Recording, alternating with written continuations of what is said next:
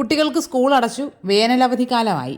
ഇനി എപ്പോഴും വിശപ്പായിരിക്കും. വീട്ടിൽ നിൽക്കുന്ന സമയത്ത് ഫുൾ ടൈം വിശപ്പാണ്. എന്തേലുമൊക്കെ വെറൈറ്റി ആയിട്ടുള്ള ഫുഡുകൾ ഉണ്ടാക്കി കൊടുത്തില്ല എങ്കിൽ നമുക്ക് തീരെ സമാധാനം തരില്ല. അങ്ങനെ ഉണ്ടാക്കി കൊടുക്കാൻ പറ്റിയ നല്ല ഹെൽത്തി ആയിട്ടുള്ള എളുപ്പത്തിൽ തയ്യാറാക്കിയെടുക്കാൻ പറ്റിയ നല്ലൊരു റെസിപ്പി പറഞ്ഞു തരാം. ഒരു ബൗളിലേക്ക് നമുക്ക് 2 കപ്പ് റവ ചേർത്ത് കൊടുക്കണം. ഇതിപ്പോൾ പാക്കറ്റിൽ വാങ്ങുന്ന വറുത്ത റവയാണ്. വറുക്കാത്ത റവയാണ് വാങ്ങുന്നതെങ്കിലും കുഴപ്പമില്ല. ഒരു ബൗളിലേക്ക് ചേർത്ത് കൊടുക്കാം.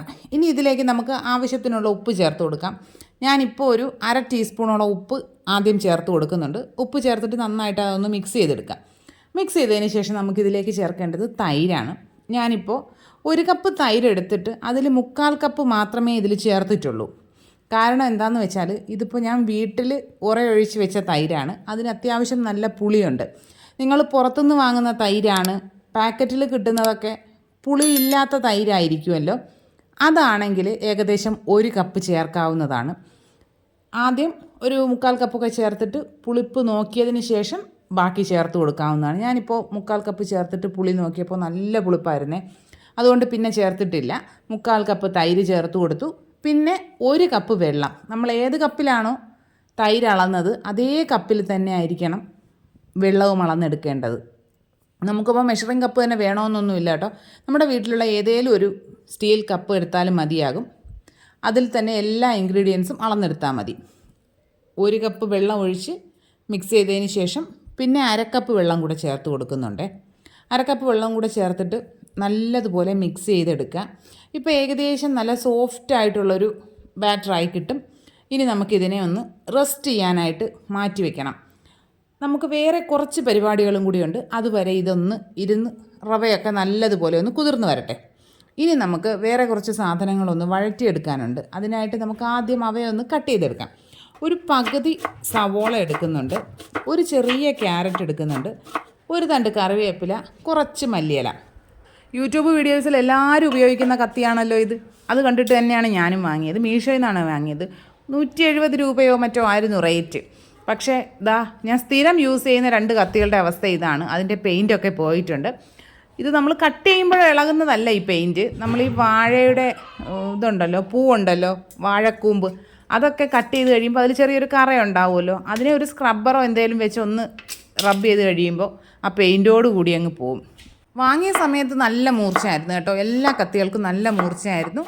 ഇപ്പോഴും ഈ കത്തിക്ക് നല്ല മൂർച്ചയുണ്ട്. മറ്റ് 2 കത്തികളും നമ്മൾ മൂർച്ച കൂട്ടുന്ന എന്തെങ്കിലും സാധനങ്ങളൊന്ന് യൂസ് ചെയ്യുമ്പോൾ മൂർച്ച ഉണ്ടാകുന്നുണ്ട്. പിന്നെ ആ റേറ്റ് വെച്ച് നോക്കുമ്പോൾ ഓക്കെയാണ്. നമ്മുടെ വെജിറ്റബിൾ കട്ടിങ് എല്ലാം കഴിഞ്ഞിട്ടുണ്ട്. ഇനി നമുക്കൊരു പാൻ അടുപ്പിലേക്ക് വെച്ച് കൊടുക്കാം. അതിലേക്ക് 1 ടേബിൾ സ്പൂൺ വെളിച്ചെണ്ണ ഒഴിച്ചു കൊടുക്കുന്നുണ്ട്. എണ്ണ നന്നായിട്ട് ചൂടായി വരുമ്പോൾ നമുക്കിതിലേക്ക് 1 ടീസ്പൂൺ കടുക് ചേർത്ത് കൊടുക്കാം. ഇനി ഇതിലേക്ക് 1 ടേബിൾ സ്പൂൺ ഉഴുന്നാണ് ചേർക്കുന്നത്. ഞാനിപ്പോൾ മുഴുവനായിട്ടുള്ള ഉഴുന്നാണ് ചേർക്കുന്നത്. മറ്റേ ഉഴുന്ന് പരിപ്പാണേലും കുഴപ്പമില്ല കേട്ടോ. നന്നായിട്ട് ഇതൊന്ന് റോസ്റ്റ് ചെയ്തെടുക്കാം. ഉഴുന്നിൻ്റെ കളറൊക്കെ നല്ലൊരു സ്വർണ്ണ നിറമായിക്കോട്ടെ, അതുവരെ ഒന്ന് റോസ്റ്റ് ചെയ്യുക. ഇനി ഇതിലേക്ക് ചേർക്കേണ്ടത് ഒരു ചെറിയൊരു കഷ്ണം ഇഞ്ചിയാണ് കേട്ടോ. നേരത്തെ പച്ചക്കറികൾ കട്ട് ചെയ്ത കൂട്ടത്തിൽ ഞാനതിൻ്റെ പേര് പറയാൻ മറന്നുപോയി. ഇഞ്ചി ചേർത്ത് കൊടുക്കുന്നത് ചെറിയൊരു കഷ്ണം മതി കേട്ടോ, ഒരുപാടൊന്നും വേണ്ട. ഇനി ഇതിലേക്ക് നമ്മുടെ സവോള അരിഞ്ഞതിന് ചേർത്ത് കൊടുക്കുക. സവോള പൊടിയായിട്ട് തന്നെ അരിഞ്ഞ് ചേർക്കാൻ ശ്രമിക്കുക. ഇനി ഇതിലേക്ക് കുറച്ച് ഉപ്പിട്ട് കൊടുക്കുക. ഒരു 2 നുള്ളു ഉപ്പൊക്കെ മതി കേട്ടോ. ബാക്കി നമ്മൾ മാവിൽ ഉപ്പിട്ടിട്ടുണ്ട്, അത് നോക്കിയിട്ട് വേണം ഉപ്പ് ചേർക്കാനായിട്ട്. ഇനി നമ്മൾ വീട്ടിൽ ചെയ്യുമ്പോൾ ഈ സവോളയും ക്യാരറ്റും എല്ലാം കൂടി ചോപ്പറിലിട്ടിട്ട് പെട്ടെന്നൊന്ന് ചോപ്പ് ചെയ്തെടുത്ത് ആദ്യമേ സവാളയും ക്യാരറ്റും കൂടിയൊക്കെ ചേർത്ത് വഴറ്റാൻ കേട്ടോ. എൻ്റെ ചോപ്പറിൻ്റെ കാര്യത്തിലൊരു തീരുമാനമായതുകൊണ്ടാണ് ഞാനിപ്പോൾ ഇതെല്ലാം ഓരോന്നായിട്ട് കട്ട് ചെയ്തെടുക്കേണ്ടി വന്നത്. നമ്മുടെ ഉള്ളിയൊക്കെ നന്നായിട്ട് വാടി വന്നപ്പോൾ അതിലേക്ക് കറിവേപ്പില ചേർത്ത് കൊടുത്തു. പിന്നെ ക്യാരറ്റ് ചേർത്ത് കൊടുത്തു. ക്യാരറ്റും കൂടി ചേർത്തിട്ട് നന്നായിട്ടൊന്ന് വഴറ്റി അതിൻ്റെ എല്ലാം ഒരു പച്ചമണമൊക്കെ മാറി നന്നായിട്ടൊന്ന് കുക്കായി വന്നപ്പോൾ മല്ലിയില കൂടെ ചേർക്കുക, മിക്സ് ചെയ്യുക, ഫ്ലെയിം ഓഫ് ചെയ്യുക. ഇത്ര പരിപാടിയേ ഉള്ളൂ കേട്ടോ. ഈ പച്ചക്കറികളുടെ എല്ലാം ഒരു പച്ച ടേസ്റ്റ് ഒന്ന് മാറിക്കിട്ടണം, അത്ര മാത്രമേ വേണ്ടൂ. നമ്മുടെ മാവെല്ലാം ഇവിടെ റെഡി ആയിട്ടിരിപ്പുണ്ട്. നോക്കൂ, നമ്മൾ നേരത്തെ വെച്ചതിനേക്കാളും തിക്കായിട്ടുണ്ട് ബാറ്റർ. അപ്പോൾ ഇനി നമുക്കിനി ഇതിലേക്ക് വീണ്ടും വെള്ളം ചേർത്ത് കൊടുക്കണം.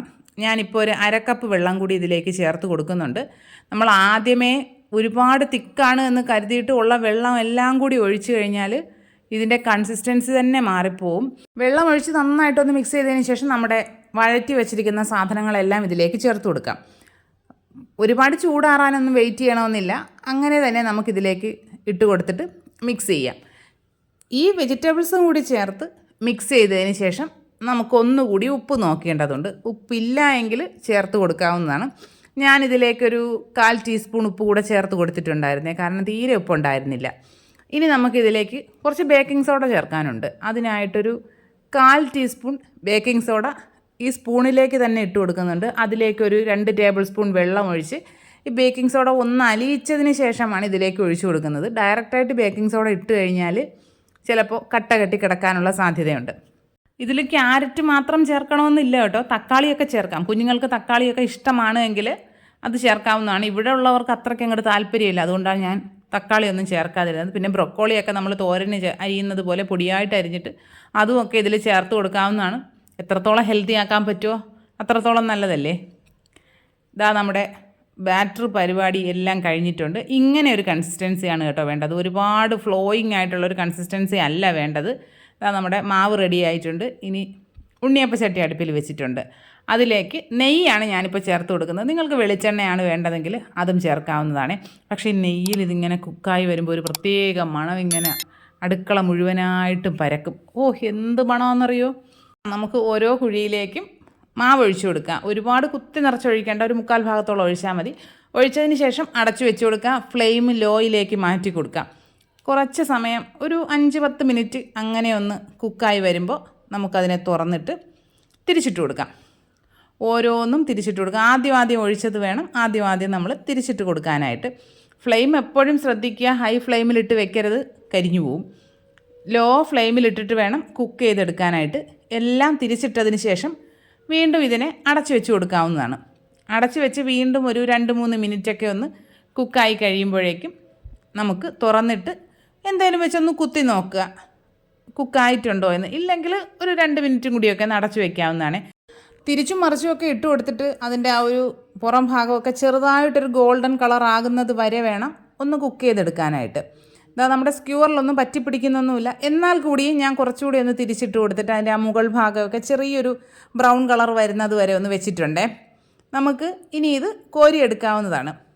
നമ്മൾ ഈ പനിയാരമൊക്കെ കഴിക്കില്ലേ, ഏകദേശം ആ ഒരു ടേസ്റ്റൊക്കെ തന്നെയാണ് കിട്ടുക. പക്ഷേ ഒരു വെറൈറ്റിയാണ്.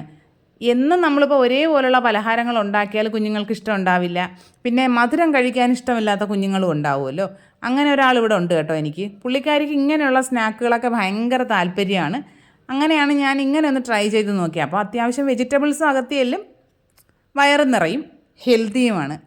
അപ്പോൾ എല്ലാ കൂട്ടുകാരും ട്രൈ ചെയ്ത് നോക്കുക. ഫീഡ്ബാക്സൊക്കെ കമൻറ്റ് ബോക്സിൽ അറിയിക്കുക. വീഡിയോ ഇഷ്ടപ്പെട്ട് കഴിഞ്ഞാൽ ലൈക്ക് ചെയ്യുക, കമൻറ്റ് ചെയ്യുക, ഷെയർ ചെയ്യുക, ചാനൽ സബ്സ്ക്രൈബ് ചെയ്യുക, ഹൈപ്പും ചെയ്യാം കേട്ടോ. ഇനി നമുക്ക് മറ്റൊരു അടിപൊളി ഹെൽത്തി റെസിപ്പി ആയിട്ട് ഉടനെ തന്നെ കാണാം. ബൈ.